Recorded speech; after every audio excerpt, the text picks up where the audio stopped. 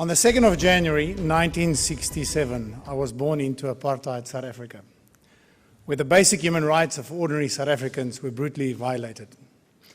27 years later, as the fortunate leader of the national sporting team, the Springboks, I had the privilege to meet the father of our democracy, and my life changed forever. Sitting on the plane last night, scribbling down my notes for today, I still ask myself, why am I most probably the luckiest sportsman in the world that I had the privilege to stand on that podium that you saw there, shaking hands with greatness. So I'm listening to my iTunes on the plane, and I'm quite an emotional guy, so you'll see. Forgive me if I get emotional. It's your fault, Kate. I'm listening to Brett Dennen and his song, There Is So Much More, and the song says, I wonder how so many can be in so much pain, while others don't seem to feel a thing. Then I cursed my whiteness, and I get so damn depressed. In a world of suffering, why should I be so blessed? I will ask that question forever, I think, because I had the most incredible opportunity to walk alongside Nelson Rolihlahla Mandela. So why am I here? Because of that, and because of Kate. She doesn't take no for an answer. I met David in New York on a business trip, and he told me about One Young World, and he invited me. Unfortunately, I couldn't go to Pittsburgh because my diary didn't allow for it. And they said, but the next one is in South Africa. It was last year. And it was, for me, it was a very special, really special event. And I would like you to put your hands together for Kate and David for starting this and helping to change the world.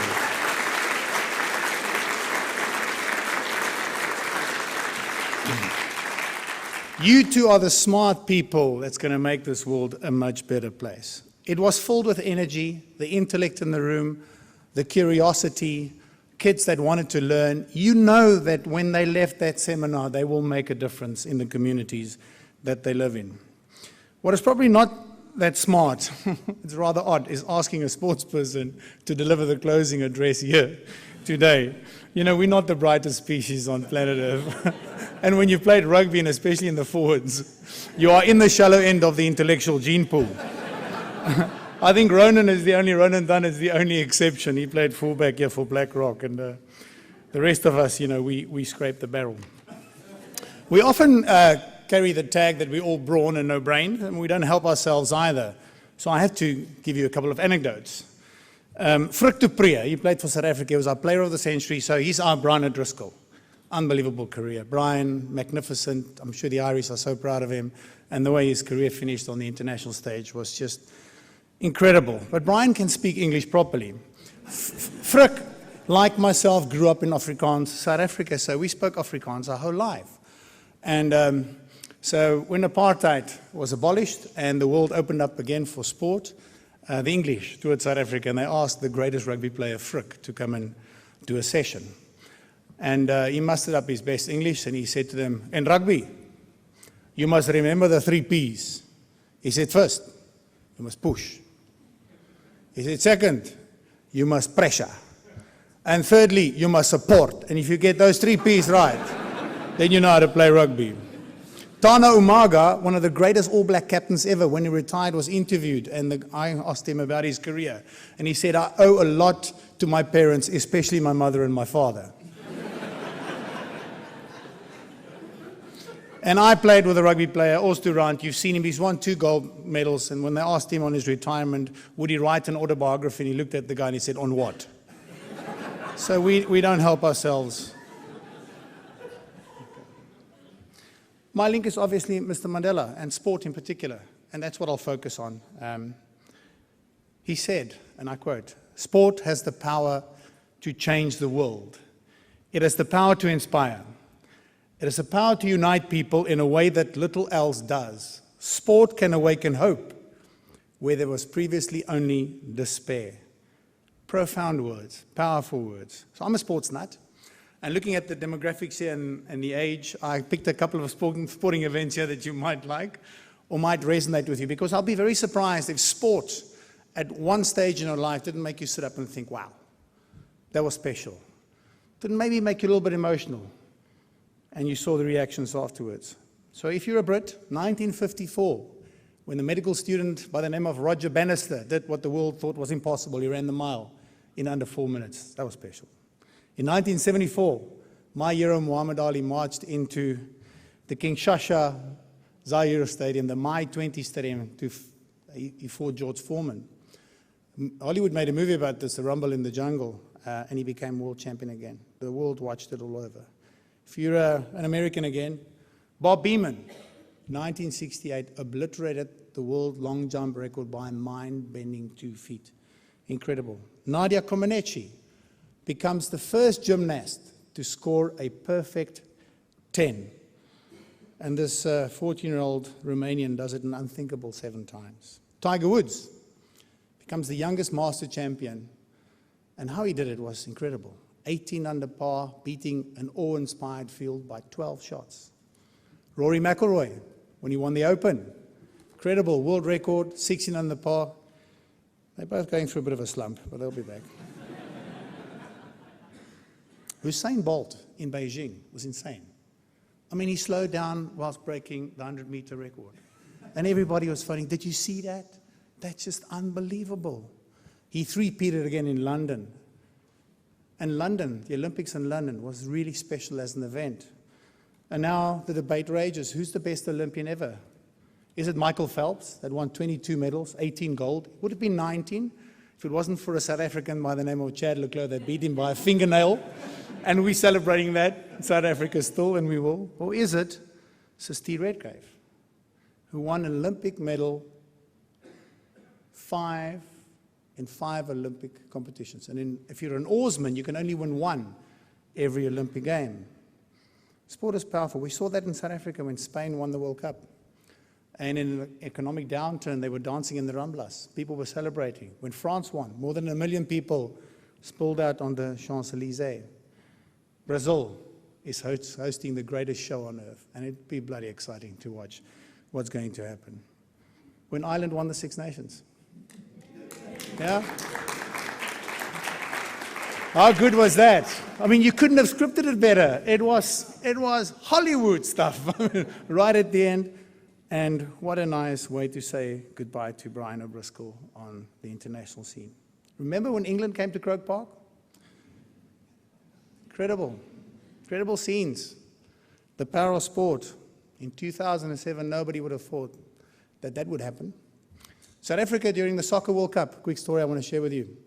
The rugby stadiums were earmarked for soccer matches, so they closed them down. And in Pretoria, we have a team that plays there, the Blue Bulls. Now, if I have to mark them on a scale of being liberal and conservative, you know, they're right here. And they love their team. I mean, they put rings through their noses, they wear horns. I mean, it's ugly stuff. Their team was forced to go and play in Orlando, in Soweto. Now, most of those people would never, ever in their lives, ever drive into a township. The passion for their sport forced them. And I've heard stories when the guy parked his car, he couldn't find parking, he's late for the game because, I mean, there's no road maps, he didn't know how to get to the stadium. And he's got visions of his car being broken into, his tires being slashed. Goes into the stadium, his team wins, comes back, his car's fine. He needs to have a tinkle. The gentleman says to him, use my toilet. So he goes into a house for a black man that he would never have gone into. The guy says, would you like a beer? And they sat on the pavement drinking a beer. Sport is incredibly powerful. But I could not imagine how Jesse Owens must have felt in 1936 when he marched into Adolf Hitler's Great Berlin. Son from a sharecropper from Oakville, Alabama. What did he do? Broke 3 world records and an Olympic record. Sport is incredibly powerful. And Madiba, that's what we call Mr. Mandela. As a sportsman, you know, he was a keen boxer, recognized the power of sport because it's got the ability to transcend culture, religion, creed, nationalities. Sometimes it's just a simple game, but often sport is much, much more than just a simple game. It's full of life's lessons about earning respect, about teamwork, about hard work, about winning, losing, humility, and selflessness. You would have had great debates today about leadership and where the world is going. Because it's the courage to lead that's going to make this world a better place. And at the recent World Economic Forum, leadership was again very topical. What is needed to reshape the world was the question that people asked. And how would the world look like in 2 to 3 years from now? Who could have imagined what would happen 5 years ago? So our performance is going to be very difficult. Winning against the odds, it's what is needed. It's not business usual, it's business unusual. People who are investing for a different tomorrow. I quite like that. People who are investing for a different tomorrow. And that's what Kate and One Young World's doing. They're investing for a different tomorrow. That's what Madiba did. When he became the first black president in South Africa, 20 years ago, at his inauguration, he promised, the time for the healing of wounds has come. The moment to bridge the chasms that divide us has come. The time to build is upon us. I was fortunate enough to meet Madiba shortly after that speech, but I just need to rewind slightly. I mentioned my upbringing in South Africa, and sadly, children in those days were seen and not heard. You know, we were not part of the conversation. And we love our sport in our country. It's very much outdoors. We love our barbecues, and like the Irish, we love our pint. Ours is cold, though. And we would be playing rugby while the folks would be having a barbecue. And two topics of conversation, I'm sure it's the same all over the world, politics and sport. And when they spoke about politics, Nelson Mandela's name came up every time, followed by terrorist, bad man. If this man comes out of jail, we have issues in this country. And I'm sad to say that I was never involved in those conversations. I should have been. Young One World kids must be involved in those conversations going forward. Then you play rugby, and when it turns to sport, the conversation, if you're fairly good, they would look at you and say to your dad, is he good enough? Do you think he can make it? Because the ultimate is to represent your country. The ultimate is to play for Ireland, or for America, or for England, or for the Springboks. My folks didn't have money, and because of rugby and cricket, I got a scholarship to go to university. I won't try and explain cricket to the Americans. I said, you play for 5 days and there's no result? That's nuts, man. At university, I started speaking English for the first time. It was weird. I met people that spoke it very well, debated politics, had strong views, emotional views. We heard that Mr. Mandela was going to be released from prison, and in 1991, he walked out of Victor Verster prison. Everybody sitting in this room must have had their thoughts of what was going to happen to that country. What was important in my world, for the first time, the Springboks were allowed to compete again against the best in the world. Fortunately, I missed the tour of '92 that came to England because we lost to everyone. I even think we lost to Scotland. Don't tell them that.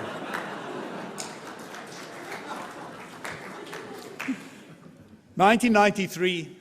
In those days, they still announced the national team on the 8 o'clock news, prime time news. And I was alone watching the names scroll down the screen. I couldn't even hear what the guy was saying, and then, boom, my name appeared. It's incredible. My mom is on the line crying like you cannot believe. And on the other line, it's my brother asking for tickets to the game. And can he come to the party? And, you know. Then I got another phone call from Mary, Mr. Mandela's secretary, who said that Mr. Mandela would like to meet with you, would like to have tea with you. Whoa, can you imagine how I grew up and all of a sudden I'm getting a call to come and see Mr. Mandela? What does he want? What am I going to say? Can I speak English properly? You must have seen this and you would have read about it. I was incredibly nervous. Well, then I became a chick. What do you wear? Okay, so now do I dress up? And I decided to wear a jacket and a tie. I sat outside his office in the Union building, and I was incredibly tense. Ladies and gentlemen, really tense. I mean, I was nervous. My palms were sweaty. I'm going, what are we going to talk about? And then this booming voice, Francois, he's here. He comes walking towards me, and I always say there's two things that struck me. His size, as a sportsman, how big he was. And if you've read his book, when the secret police was chasing him, he would wake up at 5 o'clock in the morning in a house and run in the basement on the same spot for 2 hours to stay fit. He took my hand and pulled me up. I think my legs were too shaky, and he said to me, "Hoe gaan dit?" in my language, "How are you?" And then he spoke to me in Afrikaans. Took me into his office, and for the next hour, I had incredible conversations, funny stories. I'll run out of time, I won't tell you these stories. Conversations about the Olympics, conversations about the Springboks, about apartheid. Incredible conversations. And I left, and I sat in my car thinking, what was this all about? Then I realized I was really privileged. And then I realized that I was feeling safe, that I was in the presence of a wise man. Fast forward, Rugby World Cup comes to South Africa. We're not the favorites, but our J curve in economics is J-ing. Our team is getting much better. We're starting to win on domestic fronts and so forth. So we had a chance, but we were not the favorites. And we played Australia in the opening game, and they were the favorites. They were undefeated in 12 months, and they were the previous World Cup winning team. And rock star. If you go through their team, they're rock stars. So we had our captain's training on the Thursday before this match. Captain's training is when I go through all strategy and we're trying to get everything right. And we heard that Mr. Mandela was going to come and see us. And these helicopters flew towards us as I was finishing my session. They landed. I ran over to him, said, "Hello, Mr. Mandela," and I walked him over to the team. And they were all lining up waiting for Mr. Mandela. He's never met them. And he walks to the first guy. And as I was going to say, "Mr. Mandela," he said, "Kobus, how are you? Henny, how are you?" He knew the names of each and every one of those players, and he's never met them before. Actually stopped at my one friend, asked him about his hamstring injury. He gave him a Springbok cap.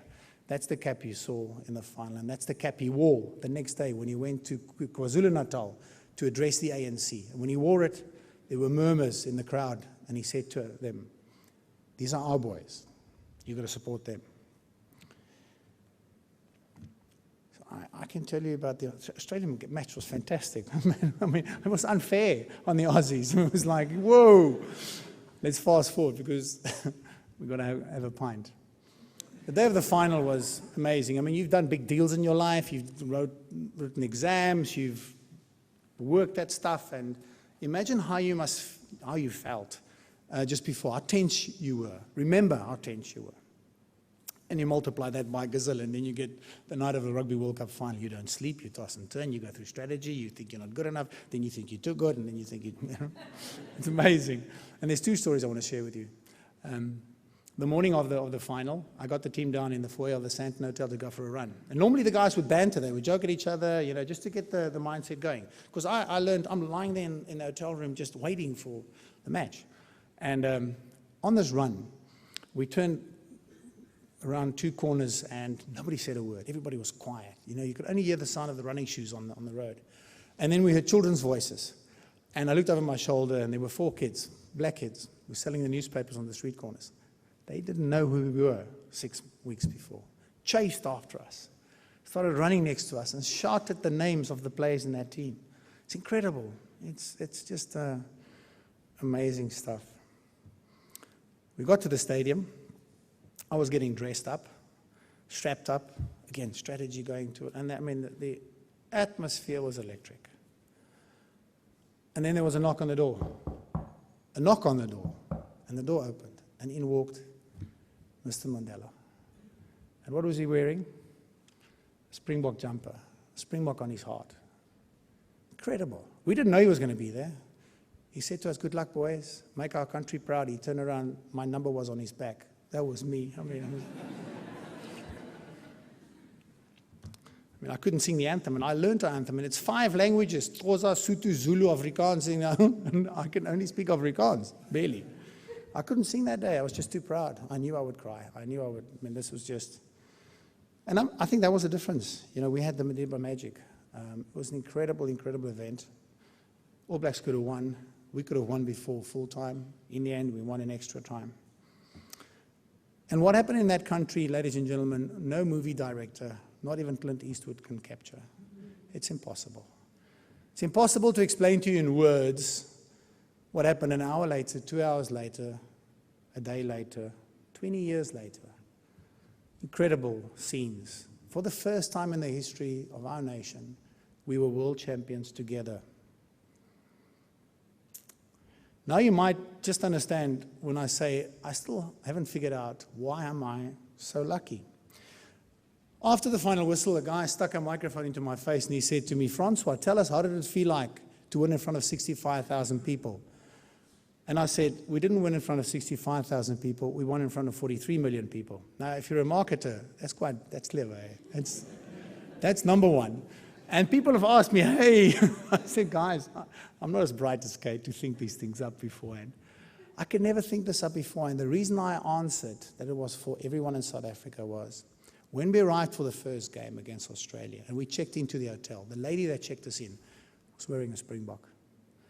The gentleman that served me breakfast would ask me, have you had enough to eat? You must eat more meat. You're playing the Wallabies. You must be strong tomorrow. The lady that would do our beds would say to me, do you need another pillow? Are the sheets fine? Could never be for the privileged few that had money to buy a ticket to be in that stadium. It had to be for everyone. And the proudest moment was, okay, I'll tell you a funny story about Hollywood. So now we heard they're going to make this movie. John Carlin writes the book, Playing the Enemy. And he interviewed me 4 times. That in the first interview, I said to him, John, what happened in our country was so good. I'm telling you, Hollywood's going to make a movie about this. John phoned me, said, Francois, they're making a movie about this. I said, who's playing me? He said, Matt Damon. I said, yes. Come on. I mean, how can you not? Super smart, he's got hair. I mean,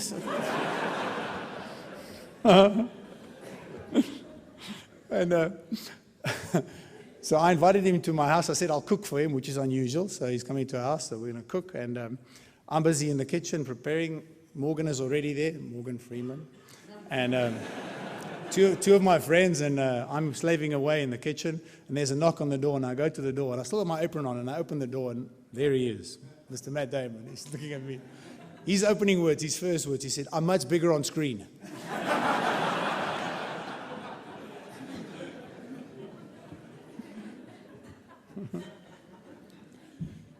A herd boy became one of the greatest leaders the world has ever seen.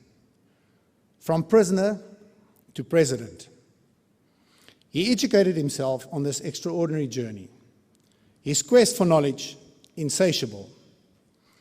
Education is the most powerful weapon to change the world, he said. The next generation of leaders are studying at our schools and universities across this beautiful world. We are a global village, alive with possibility. Quality education will allow us to fulfill our potential. Excellence in sport will unite us again. On Robben Island, Mandela read one of his favorite poems, time and again, Invictus. Now going back to the movie. So I had no influence bar to drink a couple of drinks and asked Matt Damon 2 things, and totally vanity. I said, Matt, the first thing is the accent, the Afrikaans accent. When Hollywood plays us Afrikaners, we come over across as retards. I mean, have you seen the new movie Elysium? When the Afrikaner speaks, you know, we will kill you, I promise you. Okay, we're not that bad. Can you please get the accent right? Please, man. And I said the second thing, and this is very personal. You saw a clip there when I lifted the trophy. So how I grew up, if you meet an important person, you've got to tuck in your shirt the whole time. You know, you can't let your shirt hang out. No, I've got to go up to go and get the... And I'm putting in my shirt, and I'm tightening it, and I walk up onto the stage, and I received the cup from Mr. Mandela, and he said to me, Francois, thank you for what you've done for this country. I couldn't believe that he said that. I said to him, thank you, Mr. Mandela, for what you've done for this country. I wanted to hug him. I so wish I did. And I didn't. And I walked and I lifted the cup above my head. Now, because I tightened my pants and I tucked it up, it shifted up. I don't show that photograph because it's very embarrassing. I mean, everything moved up, no. And the guy took the photograph from the bottom. So I said to him, can you please just drop the shorts in the movie? He did, actually he did. I think he nailed both. So now I'm walking the red carpet, going to watch the premiere, and all these Uber directors come to you and say, Francois, I really hope you like this movie. I really hope you like this movie. I told my wife, I really hope I like this movie. And the scene on Robben Island where I walk into his cell comes on. And that happened just after we played Australia. We took the whole team there. And I was the last to walk into Mr. Mandela's cell. I've never been there. And I could touch the walls by sticking out my hands. And I mean, I looked through the bars and I saw nothing. And I realized that he was there for 17 years, ladies and gentlemen, 27 years in jail. And he came out with forgiveness in his heart. And the poem he read there finished off. It matters not how straight the gate, how charged with punishment the scroll. I'm the master of my fate. I'm the captain of my soul. Madiba mastered his fate. We must become the captain of his soul. Although he was South Africa's president, he set an example to us all. We could not have asked for a better example than Nelson Rolihlahla Mandela to show to the youth of the world tomorrow's leaders. When he embraced sport as a nation builder, when his beloved ANC didn't agree with him, in 1994 he promised, the time for the healing of wounds has come. The moment to breach the chasms that divide us has come. The time to build is upon us. Never, never and never again shall it be that this beautiful land will again experience the oppression of one by another and suffer the indignity of being the skunk of the world. Let freedom reign. The sun shall never set on so glorious a human achievement. God bless Africa. As a leader, he delivered. So may I steal from Madiba and say, God bless to you, Kate, and your team, and to tomorrow's leaders that are coming here to Dublin in October to enrich themselves, and when they depart, they will be touched, and they will do what we ask them to make a meaningful difference in the communities that they live in. They are our future. Thank you for listening to me, ladies and gentlemen.